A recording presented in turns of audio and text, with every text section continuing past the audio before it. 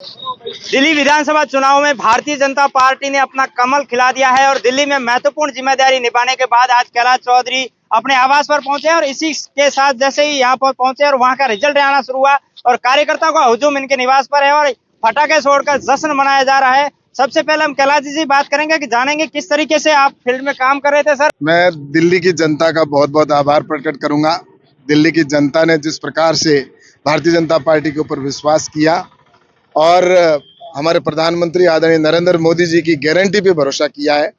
और ये जीत निश्चित रूप से देश की हमारे दिल्ली की जनता को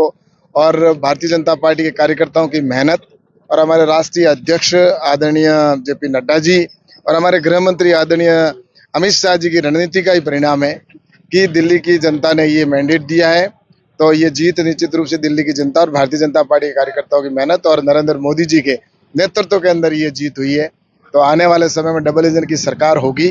और दिल्ली का विकास होगा। दुनिया के अंदर दूसरे देशों में जाते हैं तो वहां पर जिस प्रकार से राजधानियां देखते हैं और दिल्ली में आकर देखते थे तो जिस तरह का एक अंतर महसूस होता था, अब एक वर्ल्ड क्लास सिटी भी दिल्ली बनेगा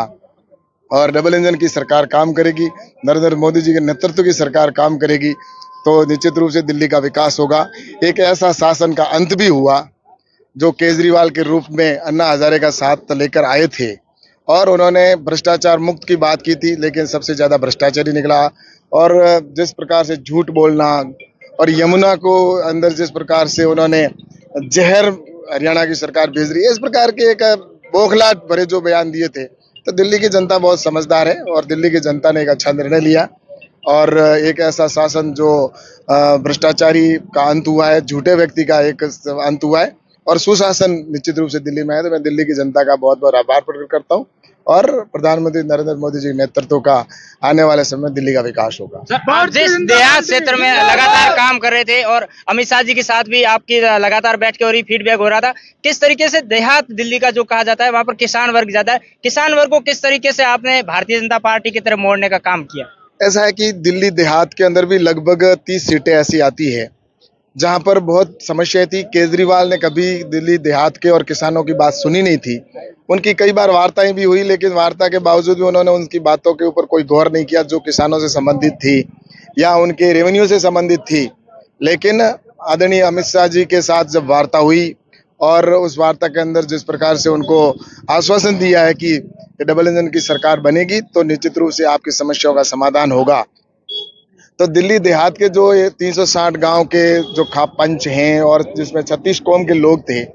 और उनसे मैंने बातचीत की और उसके बाद में आदरणीय अमित शाह जी के साथ हम बैठे और अमित शाह जी ने आश्वासन दिया और उस आश्वासन को मान के बाद में दिल्ली देहात के जो 360 गांव के पंच और जो खाप पंच थे उन्होंने समर्थन दिया। उसी का परिणाम है कि आपने देखा होगा कि दिल्ली देहात के अंदर बहुत कम सीटें जीतने को आती थी, लेकिन इस बार दिल्ली देहात की लगभग सारी सीटें भारतीय जनता पार्टी जीती है। तो वहाँ के आने वाले समय में एक विकास होगा, गांव का विकास होगा दिल्ली का,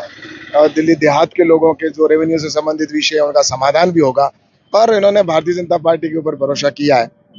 तो मैं तो यही कहता हूं कि निश्चित रूप से अब दिल्ली आने वाले समय में निश्चित रूप से एक जो दिल्ली हिंदुस्तान का दिल है, हृदय है और वो आने वाले समय में वहां पर काम होगा, विकास होगा और नरेंद्र मोदी जी के नेतृत्व का होगा। तो इसमें दिल्ली देहात के लोगों ने भी जिस प्रकार से सहयोग किया तो उनको भी मैं बहुत बहुत धन्यवाद देना चाहता हूँ, बहुत बहुत आभार प्रकट करूंगा उनके पूरे जो 36 कौम के और जो खाप पंच थे 360 गांव ने एक साथ समर्थन दिया था, जिन्होंने पहले बहिष्कार कर रखा था कि हम चुनाव में जो गांव देहात की बात करेगा उसी के साथ रहेंगे, तो उन्होंने साथ दिया और अब बहुत आगे निश्चित रूप से विकास भी होगा। तो मैं सबको धन्यवाद देता हूँ। और मुख्यमंत्री का चेहरा कौन होगा सर? ऐसा कि आप और हम सब जानते हैं अच्छे से कि भारतीय जनता पार्टी की वो परंपरा है जिसमें सामूहिक निर्णय होता है, साथ बैठकर निर्णय लिया जाता है और विधायक दल की बैठक में भी उसमें साथ में बैठकर निर्णय होगा। तो मुझे लगता है कि निश्चित रूप से आप और हम सब अच्छे से जानते हैं शीर्ष नेतृत्व किस प्रकार से निर्णय करता है और उसके बाद में जो एक सुलझा हुआ व्यक्ति जो उस दिल्ली का विकास कराए, दिल्ली क्योंकि बहुत बड़ी जिम्मेवारी है दिल्ली की, क्योंकि देश की राजधानी है और एक राजधानी के अंदर निश्चित रूप से वो व्यक्ति जिम्मेवार व्यक्ति जिसको शीर्ष नेतृत्व तय करेगा और उसके बाद में वो आप जल्दी 5-7-10 दिन में वो नाम सुनेंगे और बहुत काम करने वाला व्यक्ति निश्चित रूप से होगा, क्योंकि भारतीय जनता पार्टी का प्रत्येक कार्यकर्ता विश्वास देश में रखता है, विकास में रखता है और जो वे सपना है डबल इंजन की सरकार, विकसित भारत, वो पूरा करने वाला होगा। निश्चित तौर पर कैलाश चौधरी के आवास पर जश्न का माहौल है और कैलाश चौधरी का दिल्ली का